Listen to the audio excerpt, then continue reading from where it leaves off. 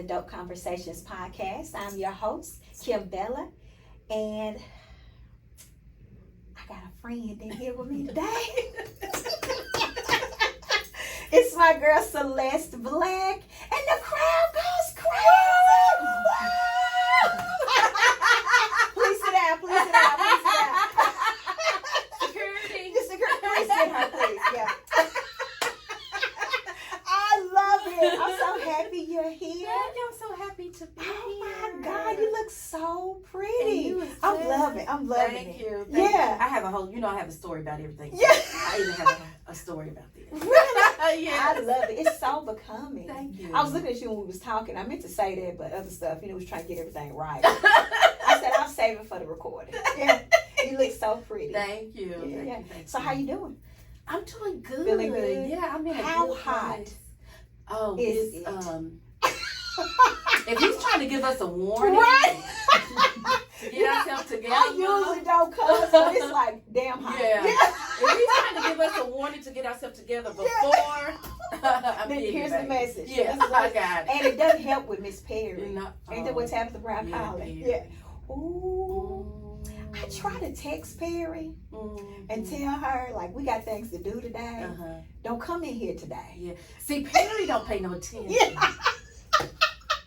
Perry don't listen. Yeah. She's probably like one of those 2 or 3 year olds who don't pay no attention. They just do what they want to do Just when they want to do Yeah, it. come visit. Don't call. Just show up. Yeah.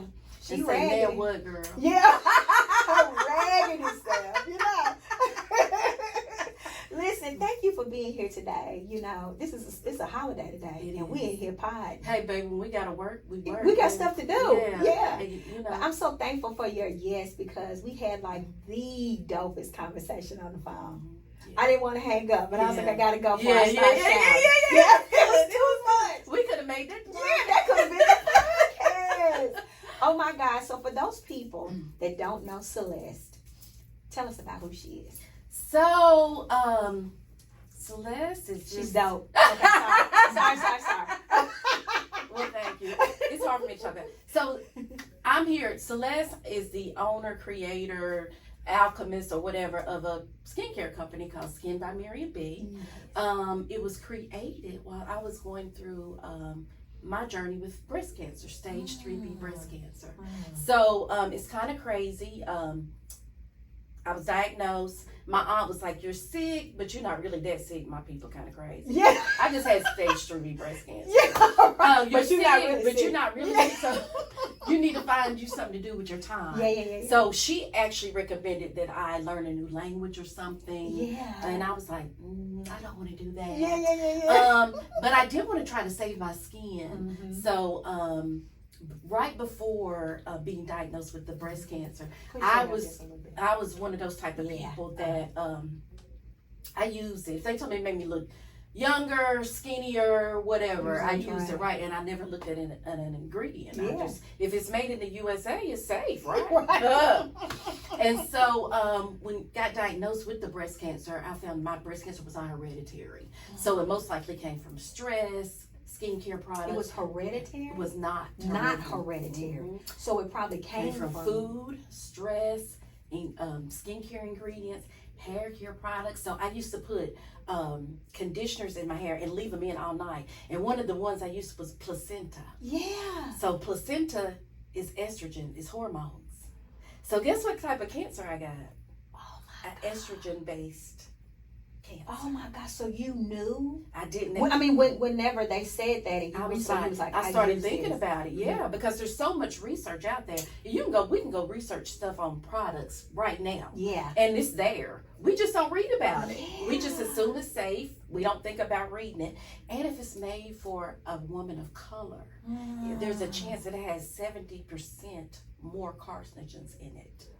Oh my God. 70% more carcinogens in it. And we use products more, right? Because we're very aware of our skin, how we look, how we smell. Yes. So you got 70% more carcinogens, and you use them more often than your white woman, right? Oh So my God. we're just, our skin is our largest organ, so we're just piling that stuff on our skin, and it's going into our organs.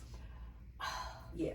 Okay, so before we go into that, can you take me back to the day they diagnosed you? Absolutely. So, it was interesting. So I'll go back. My dad was sick. Okay. And I had been back and forth helping with my dad. And so this was the summer. I was 39, get ready to turn 40. And so I had been depressed because I had lost my mom. I had been depressed for 5 long years. I had lost my mom on my 34th birthday. She died on your birthday. 34th birthday. Stop, Celeste. So I had gotten depressed, was depressed for 5 years. So when I got to be 39, I was like, my mother would not want this life for me. I got to get myself together. And I gained a tremendous amount of weight too. And so I started working out and juicing and exercising and doing all this stuff. Then my dad got sick. But I was out grabbing my life, trying to take my life back. I was out having a good time, doing all this kind of stuff. So it got to be, I ended up going to the Essence Festival. So it was right after this time of the year. Went to the Essence Festival, came back. I remember I was working at home one day, and one of my friend girls called me. She was like, hey, y'all, I just had a scare, and I'm calling all my friend girls up. I want y'all to go to the doctor. Well, she didn't know that I thought I had a bug bite on my left breast. It itched. It was coming out of my left breast. I didn't know what it was, but I never thought it would be cancer. My mother died of a massive heart attack. So after she called, I picked up the phone and I called my primary care physician. And she was like, you need to get in here now. So the next day, I was at my primary care physician. So I get there, she checks me. And she's like, well, it is something there, but I think it might just be, what they call it, you get it in your breast. A lot of people get them. Just a mass, but not cancer. And she's like, but you know what, you're 40. So I'm going to send you for your first mammogram and we'll do an ultrasound. I was like, okay. So the next day, I was set up to go to Vanderbilt for that. Well, I'm not telling my family because my father's sick. You don't. So I don't want to add that. I go to Vanderbilt. I get there. They call me back to have the mammogram. I'm like, that was yucky, but it didn't hurt or anything. So then they call me back to the ultrasound. They call me back. They take the ultrasound, and then I go sit in the waiting room, and I've been waiting in the waiting room for over an hour. By yourself? My friend girl, I got my friend girl to go with me. Yeah. Over an hour. So it just so happened there was this white lady there, and she just kept talking. And I'm like, when she shut up, I'm stressed. Yeah, that don't help. Yeah. But looking back on it, she was preparing me for the news I was going to get. Ooh. So she was talking to me how she had been diagnosed before, and she was telling me these different stories. Well, after about an hour and 45 minutes, they finally came out. And they said, Miss Black, we have to schedule a biopsy for you immediately, right now. So I went from mammogram, ultrasound to biopsy in one day. Nobody does that. In one day. My life changed. I went thinking I'm going to get a mammogram and an ultrasound to a biopsy. So I went and had the biopsy. It was horrendous. I had to call and tell my aunt. She was like, I'm not going to keep it from your father. Let him know. So my dad being sick, he refused any further health care because I was sick and he wanted to take care of me. So okay, we got the tissue right over here. Okay. So he refused any further health care. So he's like, well, I'm going to go to my doctor and tell him whatever I got going on, it's got to stop until my daughter gets better. And I'm like, I don't want him to do that, but you can't tell him what to do. Yeah. And so he says, what happens when you get if you go get tested, they give you your results over the phone. Okay. It's not like they call you back in for another. If you got cancer, they're gonna tell you got cancer on the phone. So my dad was like, tell them they are to give you your results in an office visit. They are not to call us and give us any information, whether it's good or bad. We'll pay for the doctor visit. Yeah. So I called them, advised that they called us in. We went in. They called us into a room similar to this at the hospital, and she looked very concerned, and I could tell it was not going to be good news. Yeah. And she said, Miss Black, you in fact have the scientific name for it, and I'm like, oh, okay.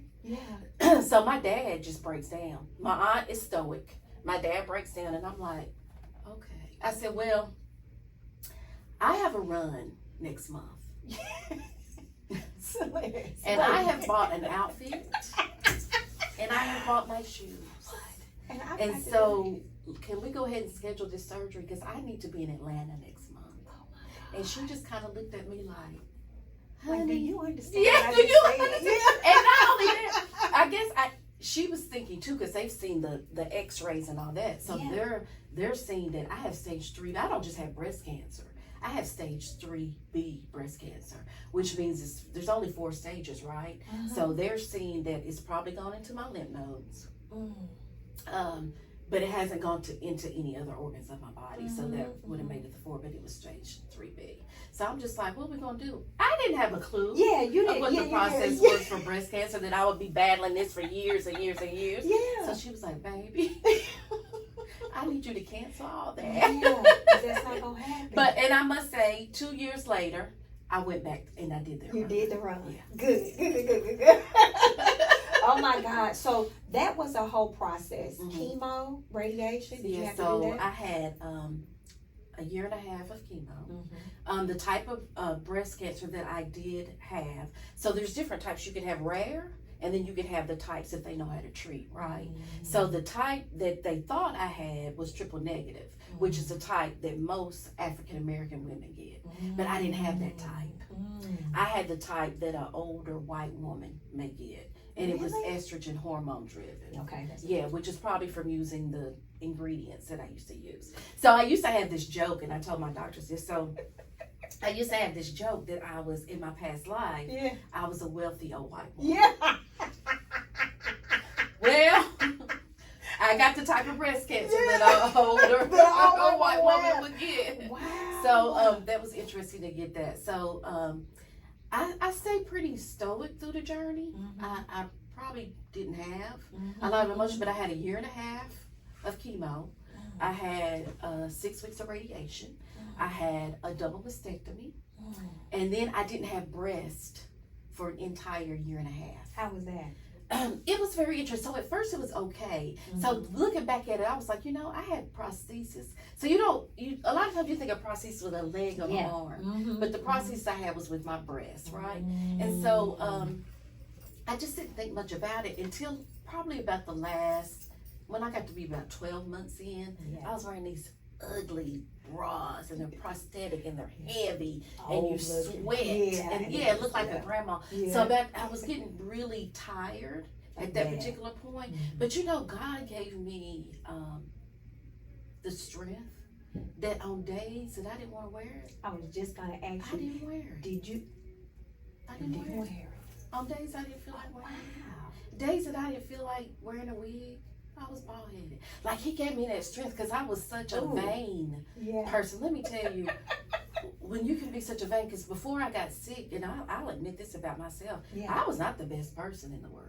Really? Let me tell you something. God will pull you and say, baby, sit down. Let me show you something. Yeah. And I wasn't, because I was and I wasn't a good person for all these crazy reasons, like generational curses, right? And I had low self-esteem. So I tried to cover up my low self-esteem and with I'm this, I'm that. How many of us are like that? With the clothes, with the hair, with the makeup. Because we want nobody with to the know. shoes, We don't want with the high rise. Girl. I covered all. So now when I see my fellow sisters acting, I'm like, baby, you just need some healing. You just need some healing. Something's so going I'm going on. to be nice to you. Yeah. Even though you can try to be mean with me, baby, I know you need some healing. Yes. Because I've been there. So I wasn't the nicest person before then. So that changed part of me. And that's why when I first created Miriam B, it was Miriam and there was a B, period, for my last name Black. Yeah. But during that process, and this process, he said, change it to B-E, period. Because you have a message that you're going to give, and part of that message is getting rid of the generational curses and telling people and teaching people that you can and do, and you get to be. The word be. It's an action word. Anything and everything that you want to be. To be. It's a choice, right? Yeah. And you got to do the work.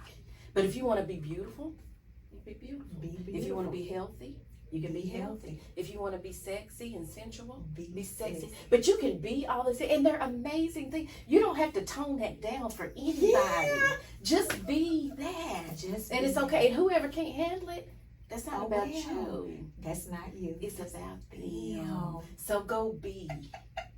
Oh, I want all the products. Be. Yeah, all of them. Oh be. My God. Yeah, we get to be. I love that. One more question about the journey before we go into another segment. Did you ever feel like this was it? No. I never thought about it. Really? Never thought about it. Never ever. Never thought about it. Wow. Never thought about it. There were times that were very difficult. Going through the chemo. Yeah. I worked through the hardest chemos was the first 6.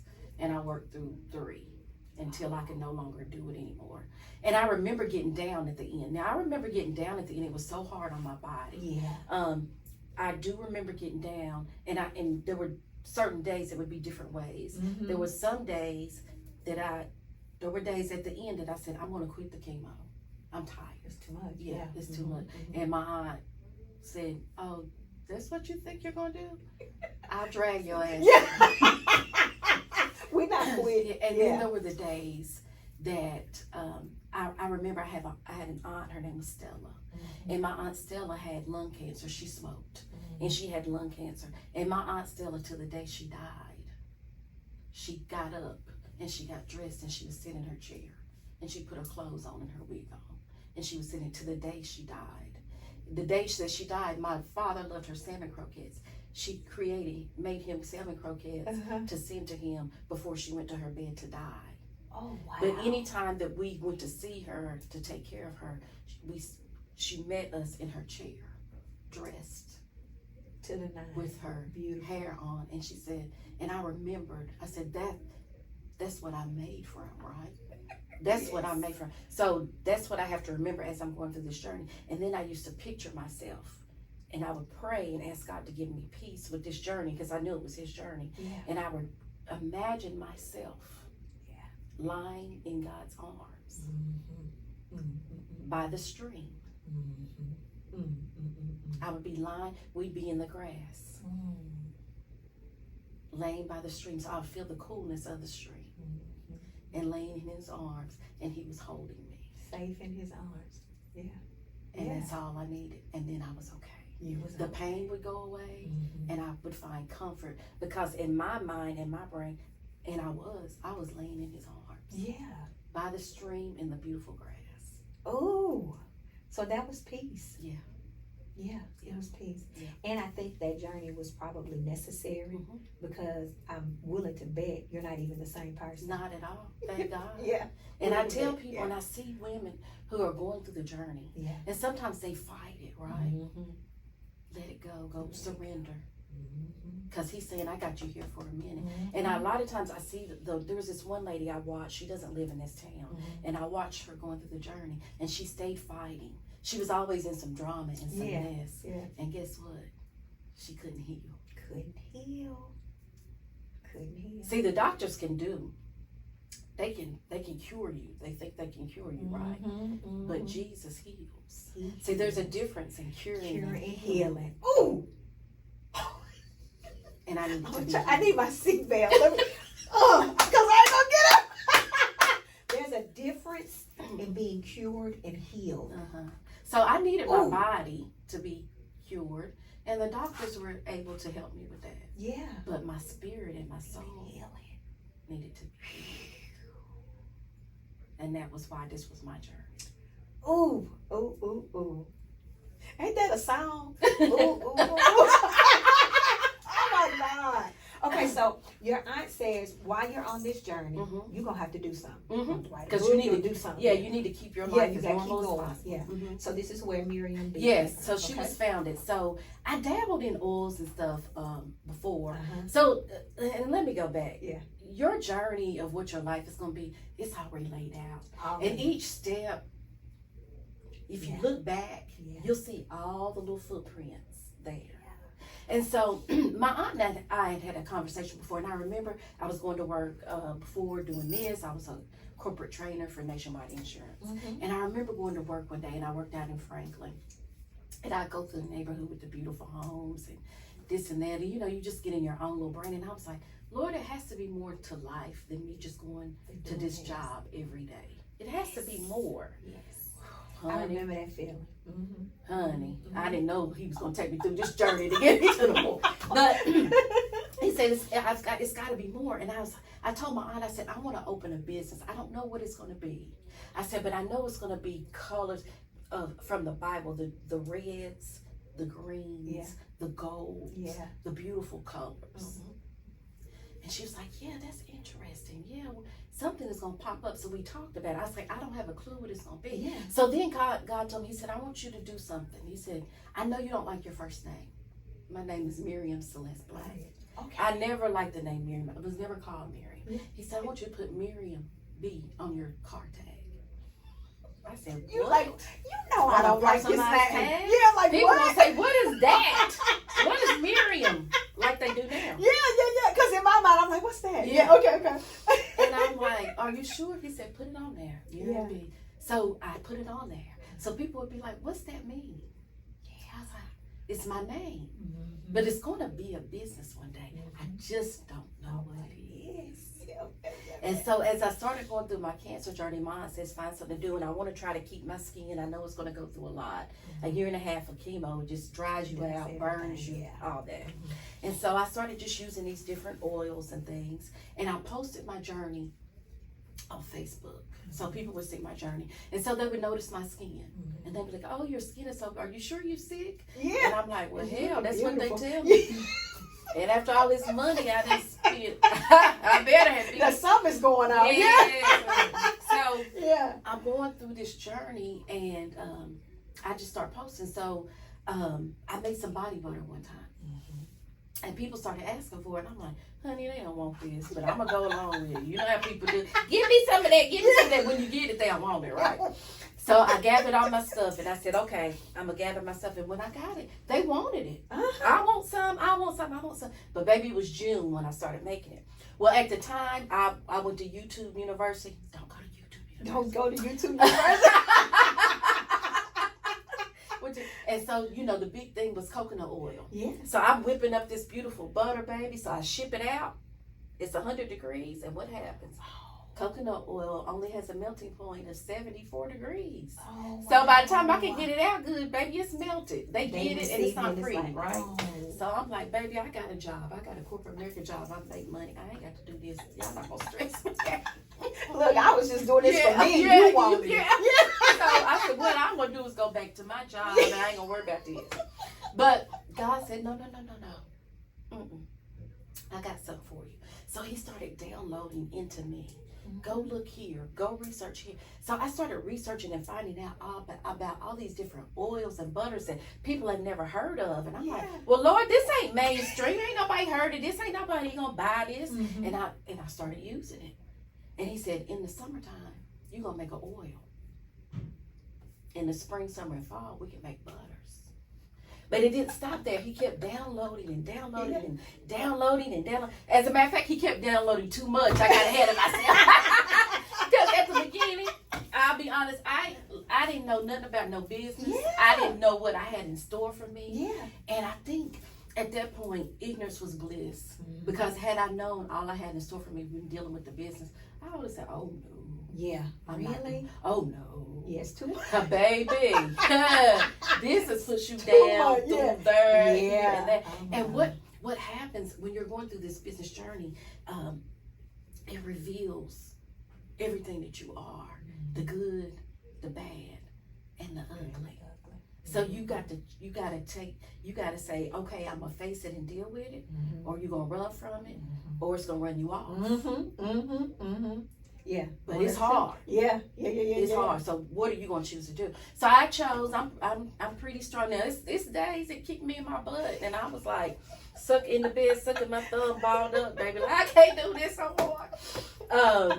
But for the most part, it's been amazing. But the most amazing thing is me recognizing who I am. See, everything that I feel like I've had to grow to be, he's teaching me it's already been in you. Mm-hmm. You are enough. You just have to recognize it. You have to recognize And so the last couple of years, he's had me, every year he gives me a word to focus on. And these last couple of years, it's been focus and flow. We talked about that on the phone. I love Focus and flow. And see, when you take your eyes off of God, see, I took my eyes off of God. When you take your eyes off of him, and we talked about this in the Bible when they're out at sea, and he said, you know, look at me. He said, when he was going to walk on water, he said, keep your eyes on me and come home. And he decided to go meet him, but he took his eyes off of me and he began to sink. He said, no. I said, keep your eyes on me. So he kept his eyes on him, and he was able to walk on water. See, what happens, we don't keep our eyes on him. We get our eyes and we start listening and looking and comparing ourselves to man. He said, I am. That I am. I am. That I am. Not them. And so when you take your eyes off of that and put it on them, that's where you have the problems. Because life stuff happens, right? Life is hard and stuff happens. And those are just distractions. Those are just tests to see how strong you are. You got to get through all of those. And then surrender that stuff to him because he got it. Remember, our story's already written out. Already written. You just got to find your way. And that's what I really want to encourage women. Your first love has got to be you. Completely, thoroughly, you. Flaws and all. You got to love, because if you don't have that step of self-love and be grounded in self-love, the world gonna take you and shake you out like a rag doll, baby. And you ain't gonna know what to do with it. You ain't gonna know what to do with it. And that's what I want to tell my young women. And we gotta pour that into them. Learn how to love you completely, and have confidence. I don't care if you don't have the best eyes, the best hair, the best body, because you know the world is telling us you're supposed to be this, and that. And I tell these young girls, all these young girls going out having surgery, they want to have this done and that done and that. And don't get me wrong, I want to have something. Yeah, me too. And I want to get something, but don't take it to the extreme.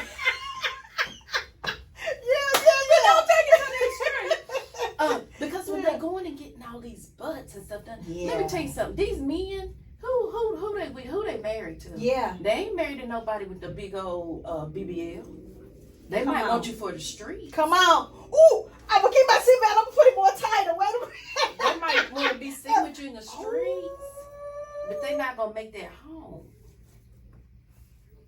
So you going doing all this, paying all this money. That ain't what they want, baby. They want somebody who loves who they are for themselves, and they have that confidence. The one thing that I tell women to have, and that's the one thing that I'm so proud that I can do for women, is to give them skincare products, and they start loving on themselves. And then they have confidence again, and like, hey, baby. And I get even the husbands that inbox me and say, baby, thank you for them products, because my wife, she feels sexy again. So we happy. Yes, my husband has said that before, and that's going down a whole nother rabbit hole. But and I'm listening to you, but I'm looking for this dope post. I thought I had found it. Sorry, I was looking for this post, and I'm going to reference in just a minute. But my husband said it before. He was like, "That stuff looks good. Don't get me wrong." Yeah, and they're, you know, know, man, I'm looking at it. It looks good. They're visual. Yeah. He was like, "But I don't know if that's what I want for home." For home. Yeah. And then when you go out in the streets, you gotta fight other men because they talking crazy. There you go. And this and that. You know, men will tell you they don't want that. Yeah. So I said, so you like this old fupa, huh? Yes, all right. And what he said, I love it. It's all right. It's all right. Yeah. So let me tell you something. What caught me with you. This dope post. This was back in May. And this is what made me say, she's got to come to the podcast. Where's Celeste? Because you and I both, we are both on this new healing journey. And we had the dopest conversation before coming here the other day. But you did a post, and it said, I'm going to read just a little bit of it. Because of my trauma, childhood trauma, generational family trauma, growing up in poverty trauma, I feel like I have gotten much less than I have deserved in my life. I many times felt cheated, used, left out, confused, wondered, what have I done? What did I do? How did I get here? Woo. Yeah. For most of my life, I have felt insecure, dependent, inadequate, an imposter, even when I appeared independent and successful. Them old faker, that old fakery, huh? Oh, I gotta keep going. I get the opportunity to make changes. A second chance, work is needed, imperative. In fact, healing is needed. I no longer wanted to be a victim of my circumstances or of other people. I started a journey to heal so that my inner feelings, thoughts, desires, needs, expectations matched my outer appearance. Yes. The healing has transformed me not only mentally, emotionally, and spiritually. It transformed me physically. Each level of healing, I get more beautiful at even at 52. That is how powerful healing is.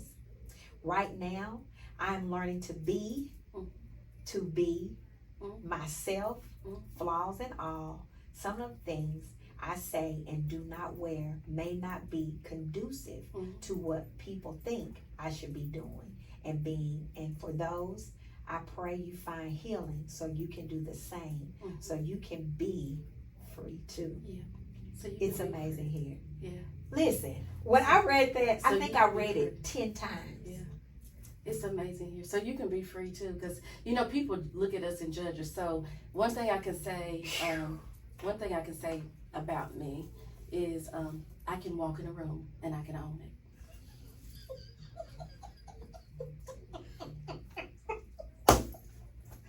I can walk in a room, I can own it. But I used to didn't feel that power. Yeah. Now I got the power. You got the power. I got the power behind it. Woo! So now through all that healing, I got that power. And I've been healing, I've been looking at my journey and I look at photos of myself. Yeah. Because I can even look at other people and identify, she ain't happy. She going through something. You can see it. You can see it on her, right? Ooh. So I've been able to see it. And then I said, and I got up to 52. Yeah. And I'm the most beautiful I've ever been in my life. And that's how I feel at 50. Oh my God. Yeah. Not at 18. No. Not at 30. No. Not even 40. When you thought you were your healthiest, you could get around good, you could do that. Now, baby, with all the cancer treatments and this peri and age thing, I don't get around quite as good. Like I used to. But I feel good. Yeah, but I feel good and I look good. Yeah, I look good. But that's God. Yeah. That's healing. Yes. And I said, baby, if you keep giving me this, what am I going to look like at 60? What's going to happen? I know. It feels so good, Celeste. And to get to be, your authentic self, a lot of times, even with the skincare, and I'll give an example. I didn't have breasts for a year and a half. And then I got breasts back, and the breasts, they cut my stomach out to remake my breasts. Okay. And so my breasts don't droop. I got my bra. Yeah. And so I got that. That was a plus for me. Yeah. Having breasts or whatever. So a lot of times I don't wear a bra. Yeah. Because I don't want to. And people be like, how come you ain't got no bra? It's not being sexual. Right. No. It's about, because I can, because I get to, because all I've been through. If I want to walk around here in drawers and that's my business. That's right. And so but it's not, and that's what we've got to get people to recognize. When you see somebody, if they dressed up, if they dressed out, or whatever the case is, baby, why do you think it's about you? Yeah. Because it's not. You don't. And I don't owe you an explanation. You don't know their why. You don't know. And I got another one. I used to go to the gym, and so when I first started going to the gym, I didn't dress up cute for the gym. I didn't know nothing about the gym. But as I stayed in it, I started investing in some cute workout clothes, and then you get a few more cute workout clothes. So while I was going through my different surgeries, through chemo, I had a trainer. I worked out. Yeah. And so I would work out. So then I got to the point to where I was like, I want to look good and feel good. So I would buy my cute little workout outfit, and then I put my hair on, I put my makeup on, I put my smell goods on, and I went to the gym. And people are like, who smells good with me? Well, me. Why you got your makeup on? Because I want to. Because I want to. But it really wasn't that. I was tired of looking like a little boy. I was bald headed. I didn't have no eyebrows, no eyelashes, no nothing. And I just wanted to look good, and so I could feel good. But other people made it about them. Yeah. Why is she coming here looking like that? Why is she doing this? You don't Baby, know my why. Do what you want to do. Yeah. Because guess what? I ain't asked you to do nothing different. And I ain't asked you to not look raggedy That's coming right. to the gym while I'm with you. I didn't ask you, why are you looking raggedy? Yes. Because I'm going to do me and be my best. It. And I used to would shrink down. But guess what? Instead of me having to shrink down, they decided, let me get in on the bandwagon. Let me get cute too. Yeah. Baby, they had to lift up. We can do it. Yeah, let's get together. Because I'm going to be there to do that. Now, what you choose to do, that's on you. Yeah. And so, you walk in, people see you doing it, you're not going to change. Well, I might as well join in. Yeah. And that's one of the most powerful lessons I have of not shrinking down. Because I'm going to come in here and be cute, and I'm going to come in here and I'm going to smell good. Yeah. Now, what you do with it, baby, that's going to be That's on up to you. But I'm going to be me. Because this is a decision I made for me. Yes. Yeah. Yes. Yeah. And if you got a problem with it, go talk to Jesus. Yeah, not me, because I'm just on this new journey. Yeah. I can't worry about it. And I'm probably not going to give you the best message. I'm not there yet to be like, I want to explain myself. That's why the word is healing. Yeah. Yeah. We always do works, right? Yeah. So I'm going to probably tell you, find you something else to do. Or baby, get them raggedy clothes off and come over here. Yeah. We can be pretty together. Yeah. Yeah, we can feel good together. Because that's what you know what, when you about. look good, I don't care what nobody said. When you look good, you feel good. And that's what I tell people about the skincare journey. Yes. When you feel like you are beautiful and you walk better. Yes. You talk better. Yes. You look better. Yes. You treat people better. Because you feel confident. That is it. I tell my you. daughter that. I tell Mila that, both of them. I said, listen, when you look good, you feel good. I don't care if you going to the store. Mm-hmm. I don't care where you're going. And you're not doing it for them. Nobody. You're doing it for you. Yes. Now, when you look in the mirror, you look at yourself and you look raggedy and down, and how you gonna feel when you looking at yourself? Yeah. But if you put a little effort into yourself, you ain't gotta look like, you don't have to be top tier. But if you just put yourself together, for whatever occasion, if it's the grocery store, if it's whatever it is. If you laying around the house, and I got this message. Yeah. Even laying around the house. I know it was a post somebody put on Facebook one day, and they were like, how are you at home around your husband? Or yeah. I said, hey, I don't have no husband, but one thing that my aunt taught me is, how do you feel at home? That's right. And how's that reflect? So number one, with the husband, they're visual, right? They're visual. So how you gonna be laying around raggedy? Because I used to be that type with a big old oversized t-shirt, big old oversized sweatpants. Yeah. You just look like, and my aunt would be like, you look like you stink. Yeah. So if a woman says that, it's what is a man gonna think, right? Yeah. So I learned that lesson. I get up and I work out so that I look decent, my body looks okay. Mm-hmm. So I'm gonna get up and I'm gonna make sure, and you learn this, young lady. Yeah. Look good for you. That's it. Put you on some little leggings and that's form-fitting to your body, because you don't want to get into a situation where you got these big old clothes on, and then you get used to that and you keep gaining weight because you got those big old clothes to hide it. So then you're aware. So you're aware when you get up and go in that kitchen. Do I want to eat this ice cream? Because I ain't gonna be cute with this on when I'm eating that ice cream. That is so good. So just be aware of that, not just for somebody else. Yeah. And that goes back to the self-love. Yeah. Just be sexy and sensual. And your skin glowing. Yes. Women get up and say, I don't put no lotion on. Baby, I'm gonna moisturize my body. Her skin is beautiful now. Every day. But this is for me. Because when I touch myself, oh girl, you feel so soft. And for me. Yes. For me. Because the love. I love it. starts right here. Mm-hmm. And once you got that, and you got that energy, let me tell you something, energy and auras are so powerful. Oh my God. Because when you got, I don't care if I walked in a room and I can own it or not, my energy wasn't quite right. So people can laugh, oh, she walking in here like that, but she looks safe. Yeah. Look at her eyes. So men, they very aware and can pick up on things like that, right? So you got to be very aware of that energy that's around you. Because if I'm presenting myself with confidence and then I'm showing up and I'm like, hey, babe, I'm happy, I'm confident with myself, that's the way they gonna treat you. You got to teach people how to treat you. So you show up how you want to be treated. And that includes for you. I love it. That is so true. Self-love is the best love. And the most important. For so long, I thought loving others, making sure I love others, making sure I do this for everybody else. And just, I'll be okay. You know, I'll be all right. That's what we were taught as I just do this. women. No, but self-love, me first. And it's not selfish. No. And creating, and it's hard to create those boundaries sometimes. Oh, did we say boundaries? Yeah. Ain't it hard? Ooh. It's hard. But you got to do it. When you do it, you like, yes, and I feel good. I said no. And that was it. I said it. I didn't give no excuse. I didn't give an answer. I didn't try to explain to you. Yeah. That was I just it. said no. No, thank you. Yeah. And that's good. Not available. That's powerful. Oh my God. Self-love. And that shows loving yourself. Once you love yourself, you can love other people the right way. Freely. Yeah. And it won't be an issue. It won't be a problem. You'll be able to pick out the raggedy. Like, that's not for me. Yeah. But when you are not working on yourself, you tend to let anything and everything in. And then everything, what they say, triggers you.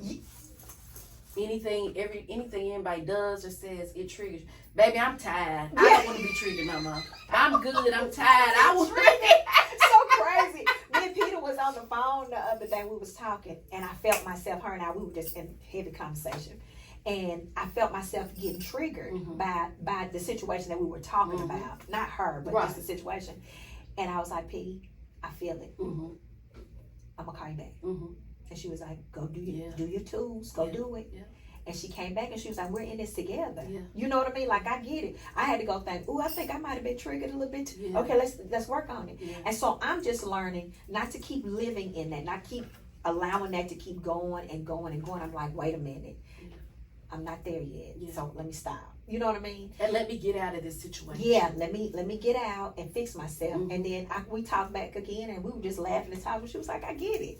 And she understands that too, because she's on the journey too. You know, we both on it together, and we accept it for each other, whatever. And it's two different journeys. Right. You know what I mean? Right. But we're on it together, and we respect it. And so sometimes you got to be careful with who you communicate with. Especially when you're on a healing journey. Because a lot of people don't understand it, right? No. So they don't understand it, so they like, what's she on? So I and I'll say this, I had a childhood friend. Yeah. Been friends with since I was a child, so you feel like they the person that really know you, they understand you, they know everything that you've been through, and they haven't judged you, and they still love you. But I sat down and I looked at some things, and I was like, we're in a totally different place. And that's okay. And that's the thing, it's okay. And so I had a conversation with her, and I said, we're in different places right now. And I said, and that's okay. Was that hard? Yeah. It was very hard. And it's still hard. Yeah. Because I still I still crave to talk to her and to have her in my life. Yeah. But I was going through the healing journey, but she wasn't going through it. She wasn't there where I was. I'm not going to say she wasn't going through it, because it's not for me to judge who anybody's place is. But for what I needed, we weren't there. And so I had to and I said, and in the conversation I said, I'm going to release this for now. Maybe we'll come back together. Maybe we won't. I don't know. But I want you to know that I love you. I still think that you're amazing, but I need to do some things for me. Yeah. That's so funny. My therapist told me that my relationships, sit down and look at all your relationships, and you may have to have a conversation like that. And I was like, oh, that's going to be hard. And she says, what would that look like for you? If you did it, what would that look like? How would you feel? I said, I would really feel like I really stood up for myself and took up. She said, now how does that feel when you stand up for yourself? It makes you feel good, right? So sometimes you gotta have hard conversations. No rush, but just when it's time, you'll know, and you have those conversations in love. And I was just like, so think about my journal in saying that I felt like I was cheated. I didn't get to live my best life or be where I should be. Guess why? Because you settled and surrounded yourself with those people that you should have never settled and surrounded yourself with. So in order for you to go to the next level, you gotta release. You gotta release. And she was saying it's gonna be one of the hardest things you're gonna do, but you're gonna be so proud of yourself. And I was just like, okay. So am I gonna make the sacrifice to stay here and where they are, or am I gonna release it so that I can go, so that I can move forward? And so that's what I'm thinking about. Cause look, I tell people, baby, I'm 52. I might have 20 good summers. Yeah. Good ones left. 20. So we got to make the best of these last 20 summers, baby. Yeah, because the first 20, I wasn't who I am now. You know so what I mean? now, Yeah, I get it. and that's part of that journal too. And I was talking about, people look at me and if I want to wear some Daisy Dukes and a tank top with no bra. Put them on. Yeah. Listen. What? Who gonna do something? Who got who? And who gonna check me, boo? Huh? Who gonna check me, boo? And when they looking at you, they ask, well, should you be wearing it? Why should I not? And I can wear it, so if I am. Yeah, I want to. That's it. I'm gonna wear it. I love that. Someone told a friend of mine that I dress really young, for my age. And I thought, I dress how I feel. Yeah. I feel amazing. Yeah. I dress how I feel all the time. So you're putting me in a box. Yeah. Baby, that's your box. You want to dress that? Dress that. But I'm going to be me. Yeah. Yeah. Yeah, I think that was the weirdest thing. Yeah, they tell me, another one is that I dress very plain. I don't wear a bunch of jewelry. And I don't. That's all right. I don't. So, I like my hoop. Yeah, that's all right. I like, if I feel like having some diamonds or a necklace, I usually have a necklace and a bracelet. But I look amazing. And exactly I tell people, the way you are. and I tell people, I used to be, people over accessorize. They got the dress, the necklace, the hair, the eyelashes, the bracelet. Too much. I can't see you. You know what I think all of my jewelry and stuff comes from? I grew up in Apostolic Pentecostal Church. We couldn't wear nothing.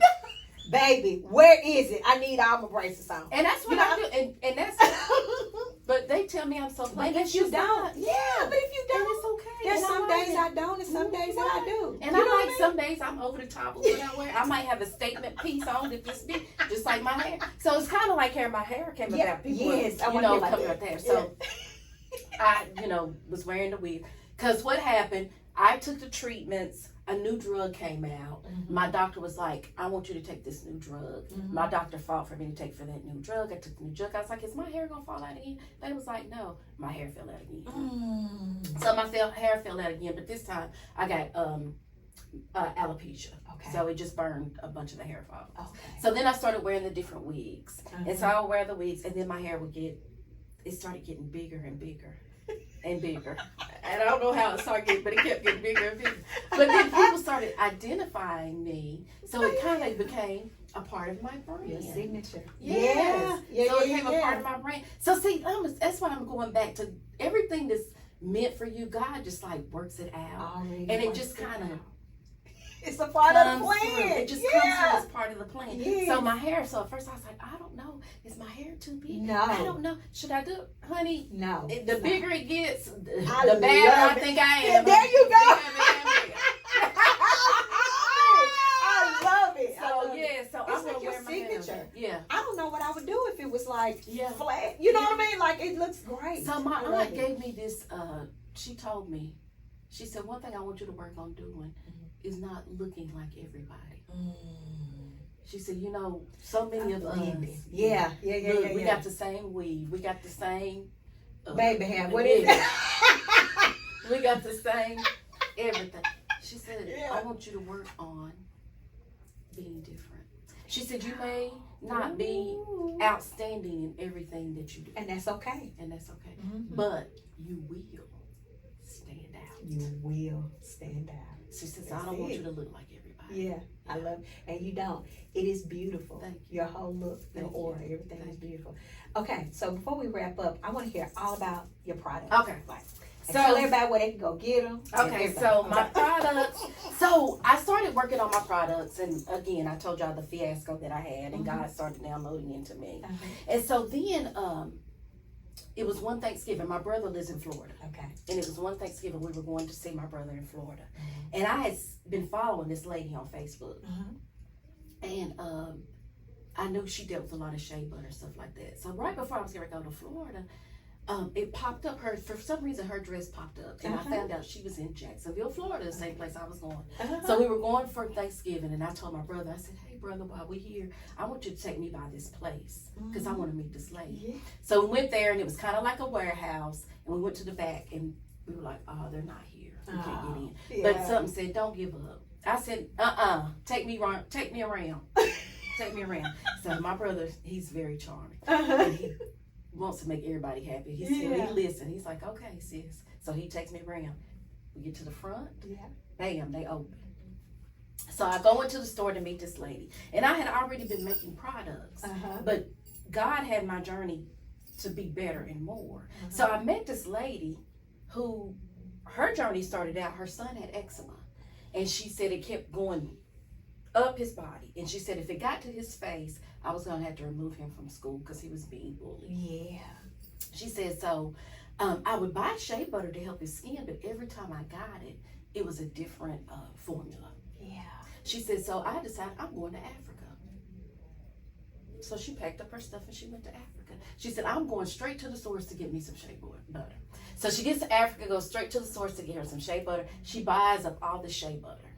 And she ends up having to ship it back. She buys it all. So she gets back and her mom's like, what are you going to do with all that shea? Why did you buy all that shea butter? And she's like, I don't know. She said, but little crafters started asking her to buy it. So she's so in tune to her shea butter that she takes the shea nut, takes it to a chemist and says, I want you to break this down. She said, because every time I make shea butter, it needs to be the same quality that I need for my child. And that's exactly what. So she's grown farms in Benin and Ghana. She is so meticulous about her formulas and her products that she just inspired me even more. So I'm going to learn more and more. So it just changed my thoughts. So I'm making these products, and most of my products are made with shea butters, these different butters and black soap, and I love it. But over here in America, they're like, I don't want to use black soap. It burns. It does this. And it did. Because what happened, the Asian presence is in Africa. So they had gone over there, and what do? They try to take over. We're going to make money. We're going to take over. And the Africans are kind of timid. So they left. So instead of them using their amazing recipes, they're saying, yeah, we're going to use your recipes, but we're going to cut out some things. Because we're going to make it cheaper. Because what they like to make money, so they're going to make it cheap. So the products that we're getting in America at the hair supply stores, at the festivals out there, we don't know where they came from and how they made it. We don't know what it is. Baby, and a lot of times with the shea butters, they were old, and they would put something yellow in them to make them look like yellow shea butter. Original shea butter is not yellow. It's cream. But they would put stuff in it because they bought all this supply. They don't want it to go old. So here's you some shea butter. I put some turmeric in it, and I'll tell you it's got something in it. Mix it up, and that's shea butter. So you don't even know what you're buying. So anyhow, I got with her. She's perfect. We are so adamant about our shea butters and our butters that when they even come over on the ship, they're in air-conditioned ships. We don't even send stuff over that can be melted and things like that. They're air-conditioned. So as I started learning about all these amazing butters and oils, God gave us anything and everything that we needed for our skin. So I studied women from Africa, India, and Asia. Because these women live off the land, yet they have the most amazing skin ever, right? Because it's superfoods and the plant ingredients that you need for your skin. So study that, put that all together because they're beautiful. And I was like, these are not just shea butter used to come in just like, as your word, I love saying it, in a little raggedy tub. It's supposed to come in a little raggedy. We just pour it in at a little raggedy tub. Girl, get you some of this shea butter. And we didn't have the respect for it that it deserved. Baby, these are the Holy Grail products. They just needed to be made correctly. The right way. And we just need to give it its respect. And so I did. And what I found is that these are boutique items, baby. This does better than any CeraVe. Yeah. That you buy at Walgreens. Cause I got shea Melodica, I got shea butter, I got shea butter oil, I got shea Melodica, I never even heard of that. Mara butter, I got Sal butter, I got Kokum butter. See, all these different oils and butter, and they've got all these amazing qualities to them that you get to you get that for your skin. But nobody knows about them, or they don't want to give enough time. And then the women who do know about them, they're charging an arm and a leg for them, and they're not making them for us. Yeah. But God said, I want you to educate your people. And I'm gonna tell you, I want you to educate your people. I don't care if you buy the ingredients from me, but I want to empower you to read your labels and go look up those ingredients so that you know what you're putting on your skin. And this is something I give it a comparison to. I have a multi-million-dollar body. Multi-million-dollar body. Yeah. All the drugs. All the operations. All of that I've been through. Yeah. I don't look like Megan Thee Stallion, but I promise you, this is a multi-million-dollar body. Yeah. And I don't want another person. If I can stop one person from having to go through what I went through, to be alive. And this is a whole nother story we can get on about being alive. But because I had excellent health care, because I was a professional, I got better special treatment. Because I could advocate for myself and go read about stuff and ask questions and know about this and know about that. I got special treatment. Because I could advocate for myself. The next person who may not have had the insurance, and I heard them. We were in our room waiting for them to come back, and we heard them say, she's got the best insurance. You heard them say that? I heard them. I got and by way of God, I got some of the best doctors. One of my doctors was the doctor who founded the type of cancer that I had. Now, I'm a poor black girl from the project. I couldn't have gone to pick them doctors out. God sent them to me. He sent them to part of the journey. That's part of the journey. So that's why I'm still here, because a lot of people, and they told me, we're going to try to save you. They told me, we're going to try our best to save you. But we do not know what your quality of life will be after all the treatments that we give you. That's what they told me. And I go back and I say, how you like me now? When I go to the gym, they told me I should never ever be able to do a push-up. And it was funny, I was trying to be lazy the other day, and I was telling my trainer, I was like, I ain't supposed to be doing this. I'm not doing a push-up. I'm not supposed to be doing it. He said, F them doctors. Boom. We doing push-ups. Oh, wow. Yeah. But that's the power of God. Yeah. And healing. Yeah. Because you got to know who He is. So tell me, where can we get the products? So you can get the products at MiriamB.com. Yes. So I have a e-commerce store. It's MiriamB.com. That's MiriamBE.com. And I actually brought some products. So y'all can smell them and feel them and touch them. And so one thing that I'm very excited about is my scents. I love to smell delicious. When you walk around, people look, when your skin is beautiful, when you smell delicious. And I try to tell people all the time, take care of your skin. Smell good. Whiten your teeth. People relate that to health and wealth. Yes.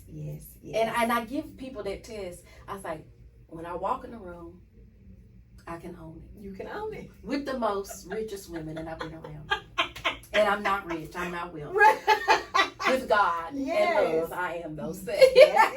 But I ain't got all the money yet, but it's coming. But so I make these products with love, and I tell people, I don't do magic. I'm not a magician.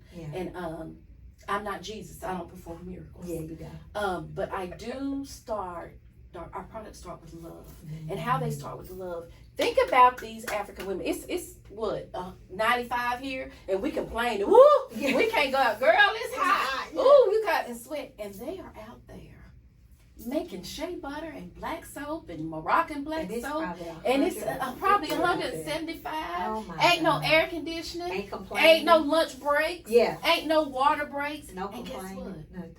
They got so much pride and passion and what they do. They don't even go, and look, they get to provide for their families. And they might got a baby on their back. And they might have a bucket on their head. But see, it starts with love. So once it gets here, I got to be in the right place, which is why it's so important for me to be healthy, right? I got to be in the right place so that I can continue on with the leaven. So instead of you getting a product that was made in a factory, was made with chemicals, see the love. See what I told you, the love and healing that's done for me. Is different. Has made me the most beautiful I have ever been. So my products start with love. I love it. And then it permeates into you. And then you start looking good, you start wanting to eat better, you start wanting to exercise. Everything. When you start looking good, you can your see husband it. has everybody's like, girl, what's going on with you? You look good. What's going on? You know, they look back at you, it look makes you feel good. So good. And so those are the things. I used to think I just did skincare, but I don't. I do so much more. You do so. It means so much more than that to women. And I just want us, we as women, and especially women of color, to get some time to be soft. I made a product called the Soft Life. And it's a baby powder, an adult baby powder scent, and it's called the Soft Life. And I named it that because I was like, I have worked and I work hard, and baby, this business, it ain't nothing for me to be on my knees. And that's why I tell people say, why you so humble? Baby, I'm on my knees wiping floors, picking up stuff. It was rough. Now, when I get a whole staff, maybe I can walk around and think I'm cute. But look, I'm putting in the work. I'm putting in the work, and that's okay. I don't mind it because this is my dream. That's it. And you know, for people who don't want to do the work, I feel sorry for them. I feel sorry. Yeah, because I'm willing to do the work. I make sure that my customer service is excellent. I'm going to make sure that, because you know, my customers are loyal to me because they know the customer service is excellent. So they don't mind spending $200, $300, $400 at me on one time. You know, because they know what they're going to get. What it's going to get. And so check us out at mirrorbee.com. We're always changing. Just about every product I made, it was a product that I needed. And then I learned to go to my customers and ask them what they needed. What do you need? And then between the two, of me needing what I needed through my journey and asking them what they need, we just got these amazing products that have us glowing all over the place. Because with Miriam B, you're going to glow everywhere you go, honey. And that's the purpose. For you look healthy. When you're healthy, and that's my little signature, Skin by Miriam B, where we heal the skin. There you go. So that it's healthy, happy, and it glows. Oh, healthy, happy, and it glows. MiriamB.com. Where we heal the skin, you heal it, then you happy, and then you healthy. There you go. And you just glowing. And you glowing. You're glowing all over the place. That's it. What a dope conversation. So it's gonna be a whole brand. We're gonna have supplements, we're gonna have clothes, we're gonna have cute form-feeding clothes. We're going to have it all. This is just the beginning. Just the beginning. I can see it. This is just the beginning. Especially when you talk about the purpose, what it comes from. And I really want us to get with our young women and let them know that you're enough. And they need to learn where they come from. A lot of these young women, they don't know about your Shaka Khans and this one and that one and how amazing.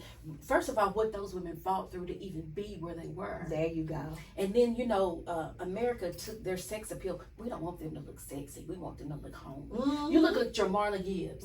She was gorgeous back in her days, baby. But they didn't want her to be seen as that. They wanted her to be seen as a snippety maid, right? There you go. Go look at where you came from. Because we are enough. So true. We are enough. We just have to recognize and claim and love ourselves. We got the world against us. And then we got us against us. And we got to move past that. Because they don't have to go through this generation, Myla, Carmen, all these other young ladies. They need to be better. When people come to me to ask me, And I want to be, I don't want you to be nothing like me. Mm-mm. I want you to be Better. 10, 20%, 200% Better than me. There you go. Way before me. I love it. I love this conversation. Yeah. Woo, the crowd is crazy. I love it. So as we close, give someone the first thing that comes to your head, some dope advice. The dopest advice that I will ever give, and I will say this over and over, is love you first. You are your first love. Ooh, you are your first love. We grow up thinking we need to love mom and daddy. Yeah.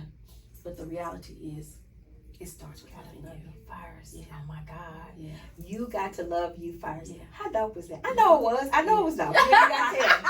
I know. So listen, I hope you have enjoyed this segment, this podcast. If you're listening, if you're watching, I hope it blesses you and I hope it's impactful. Please go to miriamb.com and Yes. get you some products. Yes. I'm going to check these out on here. Yes. See, y'all can't see mine up there. But please, and follow Celeste on Facebook. What's your social media? So my social media is Miriam B Glow. Yep. Skin by look, I got several. Yeah. So on Instagram it's Miriam B Skin and Hair and Miriam B Glow, and on Facebook it's Skin by Miriam B. Skin by Miriam. But just put in Miriam B, ain't no other and Miriam it's gonna B's. pop up. It's There gonna you go. pop up.